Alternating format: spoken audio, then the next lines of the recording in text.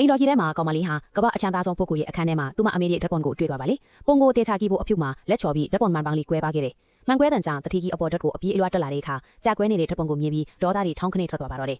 တကယ်တော့သူဟာကောင်မလေးရဲ့ဖျားနာနေတဲ့အမေအတွက်အလူငွေတင်းကြီးလူဖို့စိတ်ကူထားတာပါဒါပေမဲ့အခုတော့သူ့အတွက်အဖိုးမဖြတ်နိုင်တဲ့ဓာတ်ပုံကိုကောင်မလေးကဖျက်ဆီးလိုက်ပြီလို့သူထင်သွားပါတယ်တတိကြီးကဒေါသတကြီးနဲ့ချက်လက်မှတ်ကိုကောင်မလေးစီဖြစ်ပေါက်ပြီးအခုချက်ချင်းအင်ကထွက်သွားဖို့နှင်ထုတ်လိုက်ပါတော့တယ်ပြီးတော့သူ့လက်ထောက်ကိုခေါ်ပြီးဒီအခန်းထဲကပစ္စည်းတွေအကုန်လဲပြီးချမ်းပြင်ပါအစ်စ်လဲလို့အမိန်ပေးလိုက်တယ်။ဘာလို့လဲဆိုတော့အဲ့ဒီဓာတ်ပုံတွေကအမျိုးသမီးဟာသူလွန်ခဲ့တဲ့နှစ်ပေါင်းများစွာကချစ်ထရပြီးပျောက်ဆုံးသွားတဲ့တူတဲ့တော့ချစ်သူဖြစ်နေလို့ပါပဲ။ကောင်မလေးထွက်သွားပြီးတဲ့နောက်လက်ထောက်ကချမ်းပြင်ပေါ်မှာကြံခဲ့တဲ့ကြောက်စိမ့်ဆွဲသီးလေးတစ်ခုကိုကောက်ရခဲ့တယ်။အဲ့ဒီဆွဲသီးကိုမြင်လိုက်ရတဲ့အချိန်မှာတတိကြီးစွန့်အားသွားပါတော့တယ်။အဲ့ဒါဟာလွန်ခဲ့တဲ့နှစ်ပေါင်းများစွာကသူ့ချစ်သူကိုသူ့ကိုယ်တိုင်ပေးခဲ့တဲ့အမတ်တရားလက်ဆောင်လေးဖြစ်နေလို့ပါပဲ။သူအခုလေးနဲ့တွန်းထုတ်လိုက်တဲ့ကောင်မလေးဟာသူ့သမီးအရင်လေးမှန်းသူမသိခဲ့ပါဘူး။လွန်ခဲ့တဲ့6နှစ်ကသူနဲ့ကောင်မလေးရဲ့အမေဟာတိတ်ချစ်ခဲ့ကြတာပါ။ဒါပေမဲ့ရန်သူတွေရဲ့တိုက်ခိုက်မှုကြောင့်သူ့တန်းရအပြင်းထန်ရခဲ့တဲ့အချိန်မှာချစ်သူဖြစ်သူကသူ့အသက်ကိုကာကွယ်ဖို့အတွက်လူသက်သမားတွေစီကိုဥတီပြေးသွားပြီးသူ့ကိုကယ်တင်ခဲ့ပါတယ်။သူ့ဘယ်တော့ပဲတာသူမတော့သူ့ကိုအသက်ပေးကလွတ်အောင်ထားရခဲ့ရပါ။အခု6နှစ်အကြာမှာသူဟာကပအချမ်းသာဆုံးဖြစ်လာခဲ့ပြီးမြဲချစ်သူတေးဆုံးသွားပြီလို့မယုံကြည်ခဲ့ပင်တူးတဲ့လူပြိုကြီးဘဝနဲ့စောင့်နေခဲ့တာပါ။ဒါပေမဲ့သူမသိခဲ့တာကအဲ့ဒီညပြီးနောက်မှာကောင်မလေးရဲ့အမေဟာစိတ်ချမ်းသာရေးချိုးယွင်းသွားခဲ့တာပါ။သူမဟာသမီးလေးကိုတယောက်တည်းမွေးဖွားပြီးခက်ခက်ခဲခဲပြုစုပြိုးထောက်ခဲ့ရပါတယ်။သမီးလေးလည်းအရွယ်နဲ့မလိုက်အောင်တီးတက်ပြီးဖျားနာနေတဲ့အမေကိုလှုပ်ကြွေးခဲ့ပါတယ်။ပတ်ဝန်းကျင်ကအဖေမရှိတဲ့ကလေးလိုကဲရဲကြပြီးမြဲ